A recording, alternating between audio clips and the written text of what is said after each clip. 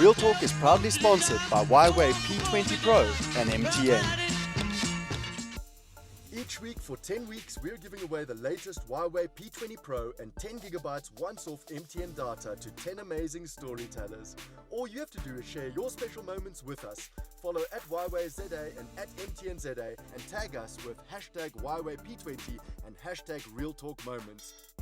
We want to see and hear your stories and create lasting connections across the country. Each week there's a different theme, so keep checking our social pages for details and you could be a winner.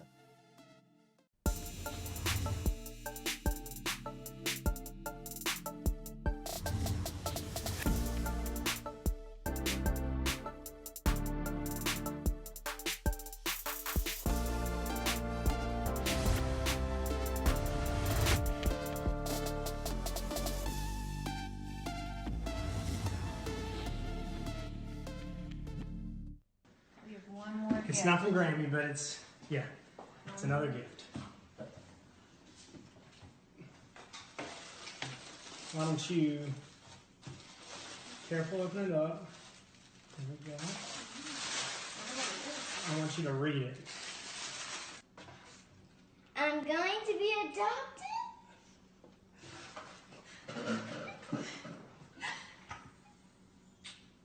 We love you, sweetheart. We'll always be your parents. I love you so much.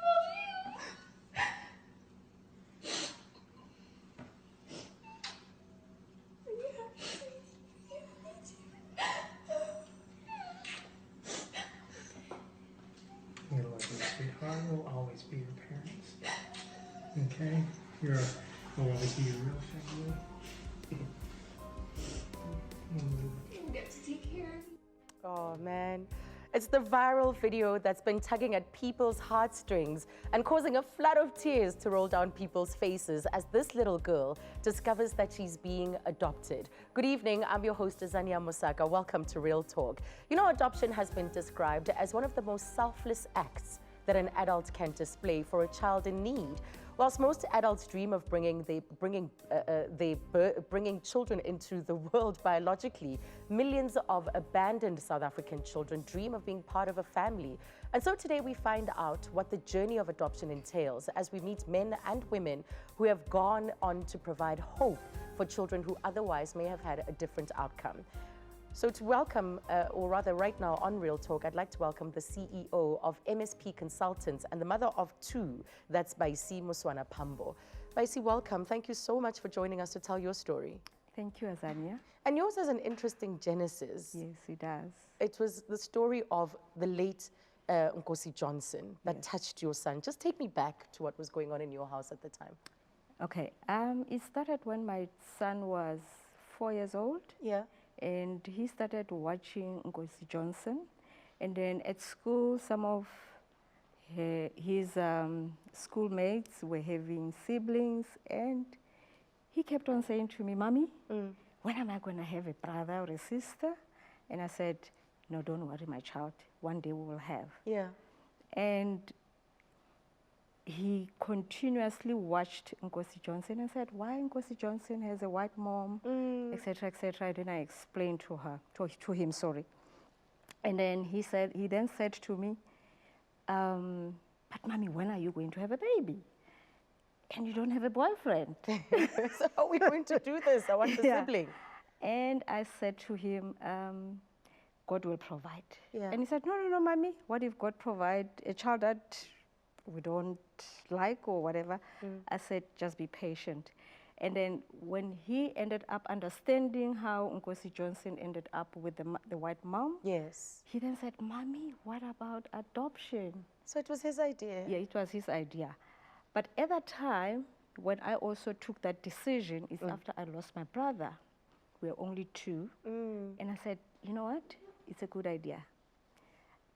If I look at life, should anything happen to me, you'll be all by yourself. Right. Although my brother does have one child. And that's how the journey started. The following day, didn't go to work, went straight to child welfare. That's how quickly Yes. you moved. I moved. Because my son had already, sort of You fell in love with the idea. Fell in love with the idea, which was a good thing. And then I met the people, I told them this is what I want to do. They gave me the forms, I completed the forms, and then they said, it's not that quick.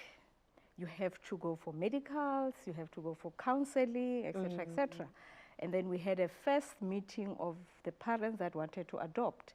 We were about 23 families. Out of the 23, 3 were single ladies. Including yourself? Including myself. Yeah.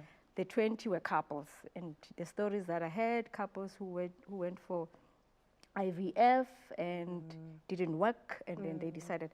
I was the only one who wanted a baby between 0 and 3 months. The rest were saying anything is fine. Right. And then I said, I wanted a girl. And they kept on asking, why a girl? I said, I already have a boy. Son. And why a baby? And I said, it's because I want to bond with that baby, and I want my son to bond with the baby, and I want to breastfeed that child, which I did, by the way. And then How did you do that when you're not lactating? technology is there. Wow. So what then happened is I waited for a long time. A year and 8 months, from what I gather. Yeah. And then because they had to get a child that looks like us, the color, and I mentioned that I don't want a sick child because I don't want to go back to now starting all over again. I want somebody that I will take care up until I see them into their adulthood. And a year went by, and then where I least expected, and guess it happened after I got retrenched. You got your retrenchment package? Yes. Sure. And I said to myself, what do? Do I cancel? I said, ooh, after waiting a year and 8 months. I said, I can't. It's like I'm pregnant and you can abort when you are around, you are just about to. Yeah. And then on the 3rd of August, 2004, I received a call from my social worker. I always want to mention her. She was a brilliant lady. Because a lot of people talk about how complicated, how prohibitive this process can be. From your experience? I didn't Was it easy? encounter. I didn't encounter. I also think maybe it depends on the social worker that, you're working with. Okay. Maki Zikalala was very good. You know, I still recommend her to a lot of people, although she moved out of the adoption of little ones to teenagers. Okay. But we had a wonderful engagement. She took me through. I went for the medicals. I passed the medicals and everything. And then on the 3rd of August, I remember I was driving home. I was on William Nicole. And I said, should I come now? And she said, no. It doesn't work like that. And I said, okay, I'll come. I think it was on a Monday when I had to go. And I didn't tell anybody. First thing including your son? Including my son, because I first had to go and meet the baby. Yes, yes. And in the morning, Monday, I left, and we went to Etembeni. Oh, the home in Doornfontein. In Doornfontein. Oh, my goodness. I love that place. And we got there. It was a process as well. And then they brought the baby. I will never forget that day. How did you feel? We clicked. The baby was like, oh, you know, talking to me, and the baby touching me. I fell in love with the child. And how old was she? 3 months. 3 months. Okay. Yeah. Wow. And I said to Maggie, should I take home her now? And Maggie said, no, we still have to do the paperwork. Yeah, there's a court process. And I had to leave. And then I got home. I told my son, and I stayed with one of my cousin's children. And then I told them that we've got a baby. How did they receive it? How did your friends and family feel about this decision? My mom was very excited. Yeah. I got support from my mom and my son. I didn't engage my relative that much because I said it's my decision and my decision alone. Yeah. We went and fetched the baby on the 14th. We went to Woolworths. Did all the shopping. To do the shopping. And then the 3 of us went. And then when we got there, we just took off the clothes that the baby had, dressed her in new clothes, changed the milk, following day, I went to my gynae, got the pills to generate the milk. And I breastfed her for a month. So she's 14 now. She's a big girl. Ayanda is 14. Ayanda is 14. So- she is such a lovely, lovely person to have. Wow. So the decision to tell her that she's adopted, I'm sure even in preparing yourselves, did you know when you would do that, as early as possible, or did you want to wait till later when she was older? You know, when you go for counseling, they tell you you need to tell the child the day you got the child. Right. I bought the books. I started reading the books. Mommy Bear, Daddy Bear, they didn't have children, and this is what. And then when she turned around 4 or 5, she said, Mommy, I don't like these sad stories that you're telling me. I stopped.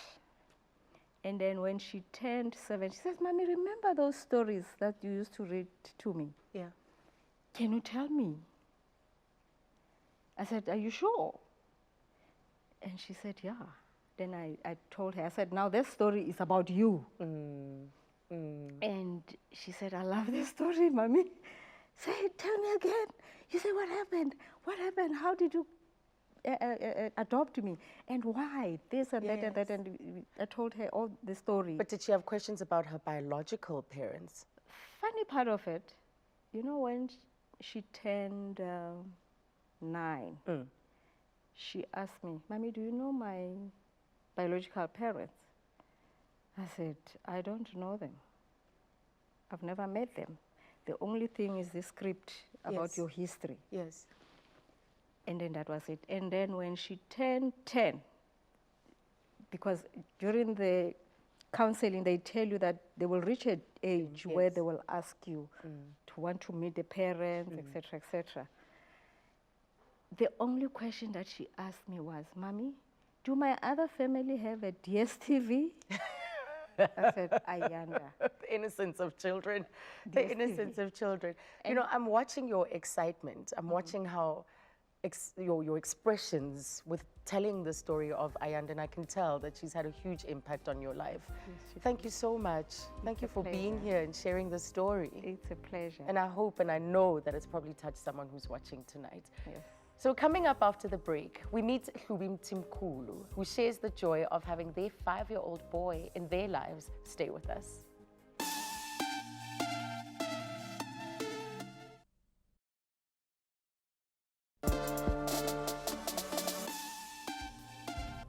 Welcome back to Real Talk on SABC 3. The stage is yours. Adoption can open many doors for families to expand, and for a lot of couples who are challenged by circumstances or reproductive issues, it ends up being the answer. My guest tonight is one half of a happily married couple who welcomed their now 5-year-old son into their family. Please welcome Gerben Timkulu. Gerben, welcome. Thank you for having me. So how long have you guys been married? 6 years. Is it 6 Yeah, years? 2012, 6 years. Yes. Gosh, okay, so how soon after you got together did you decide this is what you wanted to do? When we met, when we were engaged in 2010, we wanted to be crowned great together and wanted to have kids. We didn't know how they were going to come. Yes. So we got married 2012. 2013, we started the process. Yeah. Wow. Yes. Almost immediately. Yes. So you already were volunteering, right? You used to go to different homes, orphanages. Yes. I was introduced to homes by Megan, who's my boss. She introduced me to homes, and I remember I was very reluctant when we did that, but I just fell in love with the kids. That vulnerability where they need us, you know. So, and my husband also fell in love, and we thought, no, we have to do this adoption. We have to have our own. So how was the process for you? Man, my husband and I, Mduduza and I always say it's easy if you open up. Most people want to close up and don't open up. If you want a child, open up and do what you're asked to do. Yes. We always say if our son had to be taken away from us, we'll want the people that will take our son to go through the process, to find out that they're taking the child for the right reasons, you know? Right. Yes. Yeah, so if you want it, you better be willing to go through Absolutely. the process. It's just part and parcel of Yes. the process. Right, we do have Gillian on the line, because the lines are open to you right through the conversation. Gillian, you're calling us from Johannesburg. Welcome to Real Talk. Thank you, Azania. Wonderful show. Thank you so much. Yes. I'm more old school, so I adopted a son in 1992, had an interview on the 3rd of April. I got my son on the 19th of May. Most beautiful experience ever. And I love him to bits. He is my only son. There was not so much protocol in those days. They came to the house, yes, to see, you know, what is there, will the child fit in and what. And you know what, the first time I saw my son, I picked this child up in the hospital and looked at him, and when he smiled, I was done. That was my child, period. Oh. It was the most beautiful experience ever, and I love him Gillian, so much. thank you And for he's sharing 27 that. He's 27 years old today. Yes, you must be And, so proud. It's just amazing. I am very proud of him. I Oh, really man. love him to bits. Gillian, thank you for the call. We're ever so grateful. so You are much. part of this very exclusive club, Yeah. you know, of people who've embarked on the selfless act. Yes. You know, so I used to volunteer as well, so I know what it's like to go into homes. Etimbeni was one that I used to go to, as well as the Twilight Children's Home. Yes. And it is a very big decision to make. Yes. Very big. Do you know, we get a lot of, Dudus and I get a lot of that, of people being very kind and nice when they say, it's so selfless, what a good thing you guys did. Actually, it was not about Kaho. It was about us. And we didn't think of it as saving a child. We thought about having a child. And the other things came along with it, Yeah, you know, like, yeah. oh, wow, we've just saved him. And people go, oh, you know, he's so lucky he's adopted, and da, da, da. I'm like, my son is a lucky boy. I think he was born with a silver spoon in his hand because we don't go without since my son came. Oh, So really? even if, yes. The even if- blessings have just flooded yes, into your life. even if it wasn't us, it was going to be someone else. It's just, I can go on about Kahun. I can imagine. Do you still volunteer? No, it keeps us busy. It keeps us busy. We tried to talk about visiting other kids. I showed him Abram, the boy that we first met, and he was jealous. He was like, you love him more than you love me. And I thought, no, okay, maybe let's just leave it for a while now, up until he understands. But we're collecting toys for the kids. So whatever he doesn't want, if he wants a new toy, he needs to give us an old toy and put it aside. Yes. Yeah. Good lesson. Yes. What did friends and family say? Very supportive, very supportive. My aunt, actually, other than Megan, my aunt was the one that you say, when we got married, she would say, Mom Judy will say, should we watch this program? They're talking about adoption, they're talking about gay parents adopting, and I'll watch, and she'll say, you'll make a good parent, da, da, da. So they're very, very supportive. Friends, girlfriends, you know, girlfriends taught me that every man has a maternal instinct in them. It's just that it's not provoked because their wives are there all the time. Right. Dudus and I were forced to be Bring it maternal. out. Yes. Yes. Yeah. Wow. So how did paternity leave work? Because there was a prominent case in the news, of course, of fathers who said that it's not fair. You know, they have this child, I think it was through IVF, I could be mistaken, but they have this child, and yet they don't get to have extended time at home when the child came home. Absolutely. I get very emotional when I talk about it because I work for a phenomenal woman, Megan. Megan Nicholas, we spoke about it 10 years before I adopted. And I said, if I were to adopt, will I get maternity or paternity? She says, no, you're a man. You're gay, but you're a man. I'm like, but I don't have a wife. Like, we'll deal with it when we get to it. there, yeah. We got there. And she said to me, remember that talk we had? I said, we'll deal with it.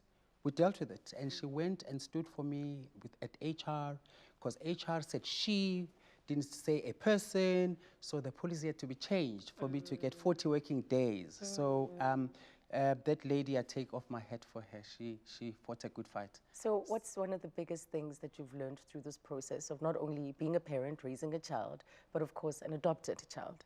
Come again? The biggest lesson, the biggest insight over the past 5 years? That life with is not Gerben? about me. Life is not about me.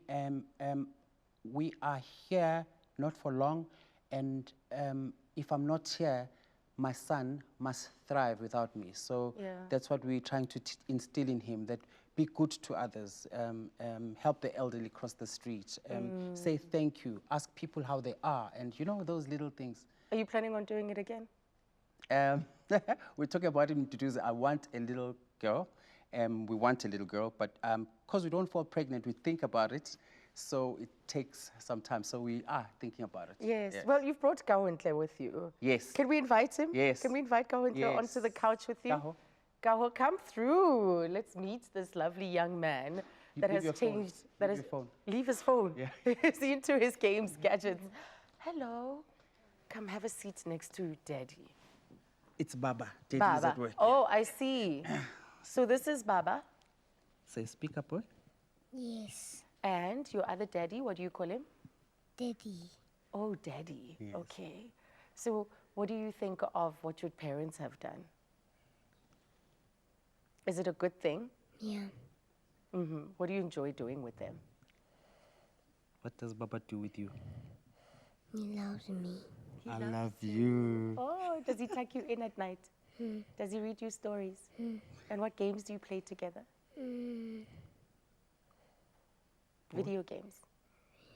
Why aren't they playing soccer with you? I don't know. You don't know. Are you shy? I didn't see a shy boy before this. It's probably all the lights and the camera. Yeah. Well, Kawentle, it's wonderful to have you here. I love your hairstyle. Can you shake it a little bit for me? Like that. I was there.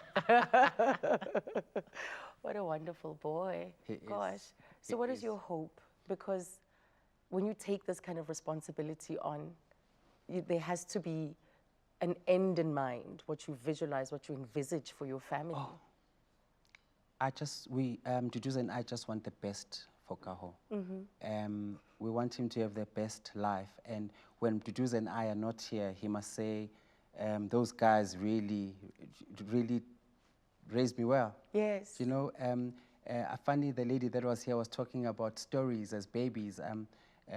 When we tell him stories, we don't tell him when we were born. When we say when we met you, I see. when you came home, when you arrived, and he loves them. And every night he says, tell me the stories, tell me the stories. And sometimes I have to make up things. But like we tell him as much as his little mind can take. Absolutely. Yeah. It has to be appropriate for the different stages. Yes. Well, you've done a great job. Thank you. Wow. Thank Yeah. you so much. Thank you for having us. Pete Mduduzi couldn't be here. Bye-bye. All right, thanks. Bye, Kawentle. Well, thank you so much to Hlubim Timkulu for sharing his family story. And if you think adoption is something that you could consider, you'll need to know what awaits you on the other side. So after the break, we talk to the adoption supervisor at Gerben Child Welfare, who'll take us through the step-by-step process. Stay there.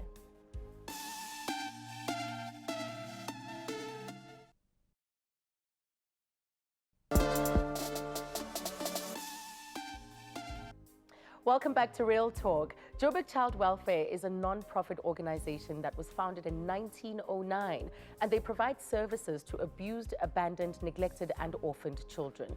Their vision is to build a society where children can grow up safe and happy. So to talk more about the process of adoption and how it works, we have the adoption supervisor at Gerben Child Welfare, that's Griselda Bunu. Griselda, pleasure to have you here. Thank you for having me, Azania. So how are adoption agencies accredited? Is government involved in this process? Yes, so all adoption service providers have to be accredited by the Department of Social Development. So if the child protection organizations like ourselves want to do adoption, they have to apply and go through a stringent process to be accredited to provide adoption services. But we also have social workers in private practice as well who are accredited to do adoption because it is a specialized field. Absolutely. Yes. So what's involved? If I want to adopt, what kind of process do I need to follow? The vetting part of it. Okay. So normally the process would start off with people making inquiries, and we would just talk to them about adoption and try to find out what their expectations are. Yeah. We then would take them through what we call an orientation meeting, and that's basically a meeting where we explain the ins and outs of adoption, the important things like telling. And I'm so impressed right now that your previous guests have spoken so much about telling, because it's very key in adoption that children know from as young as possible that they are adopted, and you make it a beautiful thing, not something to be hidden away from, you know, friends and family. And following on from that, the prospective adoptive parents would then meet on a one-to-one with a social worker who will take them through a screening process. And what that entails is trying to find out who their prospective adoptive parents are. Yes. And it goes very much into detail because we want to know about the rest of your life. So you're going to dig into my finances, my social life, We do my look at your family life. finances, but we don't rule out people because of that. And what is key for us is knowing how are you going to be able to care for the child. Because if you understand the children we work with are children that, you know, are either abandoned or have been given up or are orphaned. And so when we place them in families, we want those people to can be able to care for children for the rest of their lives. You know, even when they reach the age of 18, they can still have a home and know that this is their permanent home. Yeah. And so as part of the process, we would get them to do medical assessments and do psychological assessments. And that is not to, you know, rule them out, but it's to look at who are you, you know, your personality, how do you function, how do you handle stress? Because sometimes being a new parent to a child who didn't give birth to can be very stressful and it can be very confusing. So we need to understand how do you function as an individual. If you are married or living together in a stable relationship, we would put you through a marital assessment as well, just to make sure that both partners are in this together. Right. Because it wouldn't help if it's one partner who's pushing the adoption and the other one is not in there, because once the child is placed, both of you need to parent that child. Yes. We take up references because we want to know from your extended family, from friends, how they view you and, you know, what they think about you as an individual. But we also do need to vet people against the Child Protection Register, Yes. which is there to just be a safeguard for us, so that if there are people who are not suitable to work with children, we don't then place children with them. But what about if I have a criminal record? We look at criminal records, and it depends on the kind of crime that was committed, how long ago it was. So for example, if it was a drunk driving kind of offense which happened 10 years back, and in the meantime you haven't reoffended or anything, and the social worker feels that, you know, this person is rehabilitated, then we can get you through. But I think there are some instances where the crime is so severe, you know, if it's manslaughter, if it's grievous bodily harm, such things, we need to seriously think about that, because you will get stressed, you will get, you know, tired when the child is there, and how are you going to react to that? So there are things that will rule people out immediately, but for others, the social worker then has to use their discretion in discussion with the rest of the team to say, you know, can this person move forward? There are costs involved. There are. How are these costs determined? And why do we have to pay when this is in service of the child? Okay. In terms of the fees that are payable, because we have the external service providers like your doctors, your psychological psychologists, the adoptive parents pay directly to them. Okay. We do charge a professional fee. How much? With Joburg Child Welfare, people would expect to not pay anything more than 12,000.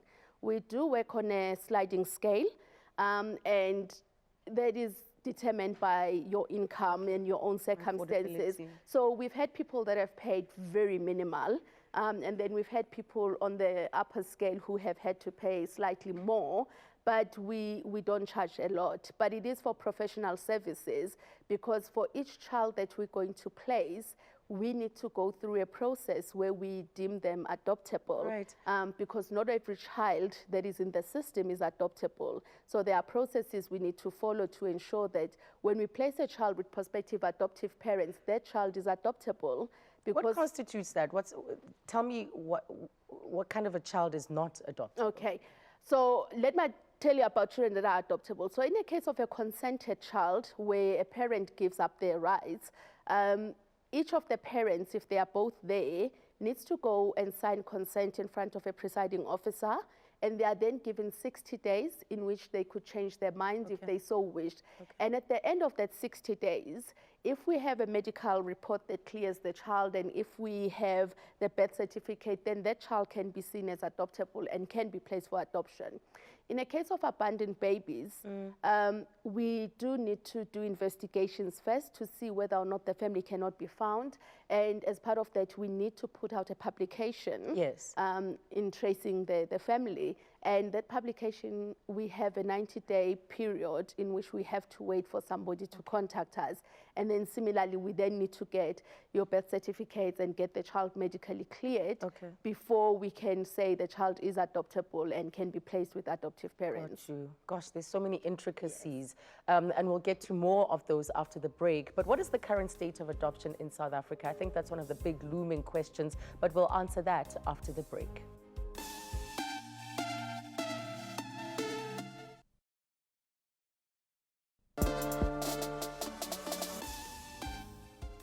Welcome back to Real Talk on SABC 3. The stage is yours.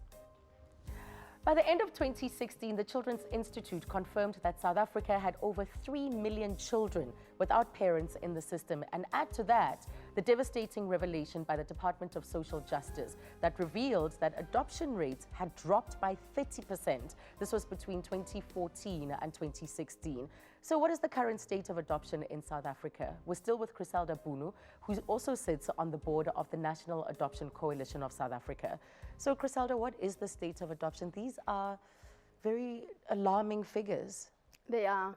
And it is true, adoptions have gone down in the recent years. Why? And I think there's a number of contributing factors to that. As I think your previous guests have said about the stringent process, people feel that the process is too long and that there's a lot of requirements to be able to adopt a child, which I think they are very important that they are there, because we are trying to safeguard children and, you know, prevent children from being trafficked, etc. But I think there's also issues around our economy play a big role, because people need to think twice about, you know, can we have another child in the family to raise, or, you know, can I wait a few more years before I adopt? So I think those are some of the factors that contribute to the rates going down. What is the demography of the children in the system? Great majority are black children. We hardly see white children available for adoption. And if they do come on board, we have a lot of white adoptive parents already waiting. So those children get easily placed. Similarly with Asian children. But we have a great number of black and sometimes colored children that are available in the system. But already a lot of black families would take in children. How is that considered when the person just merely becomes a guardian? Do they need to undergo the adoption process? If they want to become a guardian, they can apply for guardianship through the High Court, but normally the High Court would wonder why they haven't gone through the adoption process at first. But I think within the black community, there is still that thing of taking children and staying with them without legalizing the placement. And sometimes the problem then comes later in life when the child has to start school, or when they need to have an ID book, when they go to Home Affairs and Home Affairs is saying, but you're not the parent. And by that time, you find that it's too late for them to So legally, they should undergo an adoption process? Legally, they should, because that gives them the legal rights to be the guardians of the children and to be able to provide the care that the child needs. But within the black community, we still have people, you know, abokoko taking care of the grandchildren, aunties taking care of nieces and nephews, and never finalizing it. But sometimes you have community members who might find an abandoned child and decide, I will keep this child and raise this child as my own. What they don't realize is that later in life, that is going to become a problem because they haven't legalized the placement. So it's very key that even if you find an abandoned child, or even if your friend says, you can raise my child, that you contact social workers and legalize the placement. All right. Yes. Do you help with advice when integrating an adoptive child into a family that has other children? Yes, we do. And part of the screening looks very much into that. So where there are other children, we want them to be part of the screening process so that they can understand that there is a new child coming to join the family. And we also offer post-adoption support for all our families so that if there are any hiccups or adjustment problems, that we can be there to support them. Have you had cases where people have changed their minds? As in, once this child has been brought into the family, maybe a couple of months, a couple of years, and then they come back to the social worker to say, well, I don't think we can do this.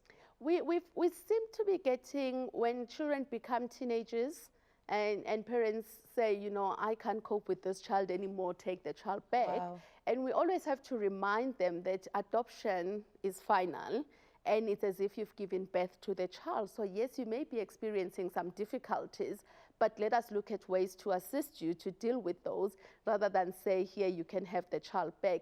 And that's why it's very key. After we place the child, it takes a while for us to finalize the adoption at court because we need to look at those adjustment periods. We need to make sure that the adoptive parents still want to proceed with this before we make it final. So that's why, you know, we put those things in place just to protect and safeguard the children. And as Hlubi said, it is a commitment you make. Exactly. So you must be willing to undergo the process. Thank you so much. Thank you. Thank you, Griselda. So informative. I think we're all on better footing and have a better understanding of how adoption works in this country. I also want to thank my guests from earlier on for sharing their journeys and providing insights into the adoption process. After the break, it is a Tuesday, so that means we bring you #RealTalkMoments.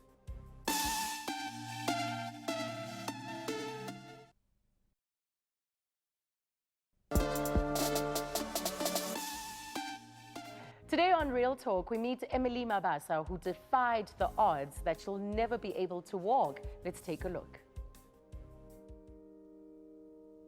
How's it going, Real Talk? So you guys understand this #RealTalkMoments campaign already. It's all about connecting with people. It's all about sharing those special moments. Obviously, none of this would be possible without our amazing sponsors, MTN and YWay. But today, I promise you, I'm going to blow your mind because we're meeting a young lady called Emily. This woman is an incredible inspiration. She was born with a disability, basically only learned to walk at the age of 15. She had to learn how to talk, and I promise you, she has gone above and beyond. But today, the sky is the limit. Emily, when I read your story, you know, the first thing I felt was sadness. And then afterwards, when I got through it, I was completely inspired because, I mean, you were in a wheelchair up until you were 12 years old, and then you learned how to walk. I was told I would never walk. And being a 12-year-old, that's kind of like crushing my whole world. But I refused to accept it. I refused to believe it. I wanted something different for myself. So what was your condition, and when did you find out about it? My condition is cerebral palsy, and there's different types of cerebral palsy, but the one that I have, I wasn't supposed to walk, yes. And I found out when I was 7, initially what it was, but my parents noticed the difference when I was 2 because I couldn't walk. Sure. It wasn't only the physical disability of not being able to walk, but you also couldn't speak. Yes, I couldn't speak properly, so my family had to kind of take a while for them to understand me. So with that, I have a close relationship with my siblings because we have our own code way of speaking. When I was learning how to speak, I was put in a speech program for 5 years, but I achieved it in 2 years. Unbelievable. Strong mind. Now, you've got this quote that you live by, and it's the fact that you've got a disability, but you don't let the disability kind of define you. Yes. It's, I live with my disability, but I do not let my disability become my life. Because to me, those are two different things. Having a disability is something that I was born into. Having a life is something that I choose to have. Over the years, I've learned that it's kind of like a challenge. I proved them wrong because I recently learned how to drive when they said I couldn't drive, so I'm driving an automatic. So I'm on the road and I'm allowed, so yeah. You're just proving people wrong left, right, and center. Awesome. If you tell yourself it's possible, it's possible. You're an absolute example to everyone. Now, today I'm not going to make you walk. You've done enough walking. Okay. Are you a bit of an adrenaline junkie? I definitely am. I'm so excited. So today we're going gliding. Awesome. And that's your baby right over there. I'm going to go gliding.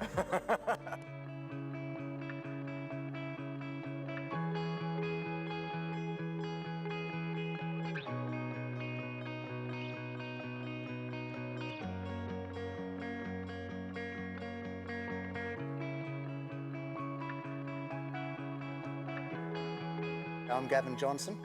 I'm one of the instructors at the Mohali's Gliding Club. And today we're going to give Emily a ride in one of our club two-seaters, which you see behind me, one of the aircraft that we train on. And hopefully she'll have an exciting experience. Yeah, I'm so excited. I'm expecting a new experience. I'm expecting craziness. I'm expecting a rush. And I'm just expecting awesomeness. So they're about to take off. The tug plane is coming in that's going to pull them up. One of my favorite Real Talk moments to date. Huawei MTN, thank you. There's our tug plane. We're about to kick things off. Definitely one of the greatest things I can ever do my list of doing. I'm saying. The dream come true. Real Talk. Yes. We're about to take off.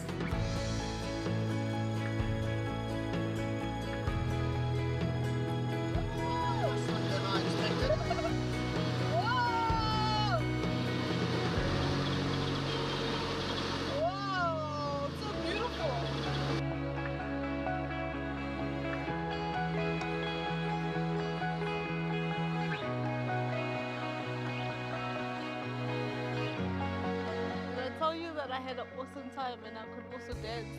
You can dance as well. Yeah. Is there anything you don't do? I don't know yet. I don't know yet. But maybe next time you come, I'll pass the move and show you a thing or two. You know what, I wouldn't be surprised. Listen here, because you've been such a legend, and because our sponsors Huawei and MTN make this happen, we've got a little Christmas goodie bag for you. You see, it's Christmas time, it's all red. Sure, already. Yeah, and this is, I promise you, this has been one of the best days I've ever had on these hashtag Real Talk moments. And I want to share this moment with Azania, so we have to send her a cool little selfie video. But going up in the sky was more cool. Yeah, but she's seen that, But now, okay. Now we want to send her like a little cool selfie video. Okay. Azania, how's it going? Hello. It's myself here and Emily, who, by the way, is a superhero, had the most incredible day. And this woman is an inspiration to the whole of South Africa because there's nothing that she cannot do. Literally, the sky is the limit. Space is the limit. So I'm very delighted and very honored to have shared the skies with South Africa and what I like doing. And I'm just so grateful to everybody for being with me and taking this journey with me. Emily, we love you. You're the best. Cheers, Azza. Emily, we do love you. I got to meet her, and she's such an extraordinary young woman. So over the last few weeks, we've been giving away a Huawei P20 Pro plus 10 gig data courtesy of MTN. So congratulations this week go out to Tim Petojo. So go on to @RealTalk on3 for your chance to win.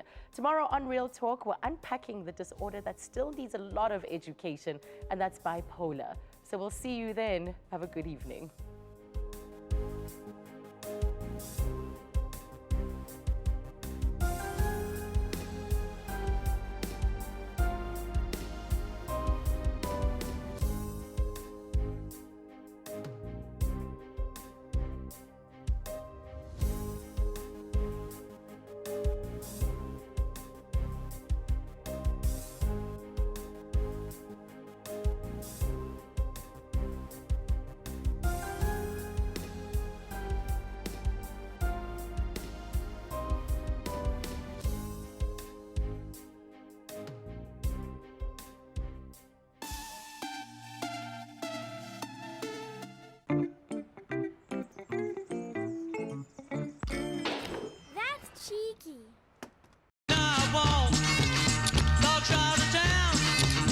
Real Talk is proudly sponsored by Huawei P20 Pro and MTN. Each week for 10 weeks, we're giving away the latest Huawei P20 Pro and 10 gigabytes once-off MTN data to 10 amazing storytellers. All you have to do is share your special moments with us. Follow @HuaweiZA and @MTNZA and tag us with hashtag Huawei P20 and hashtag Real Talk Moments. We want to see and hear your stories and create lasting connections across the country.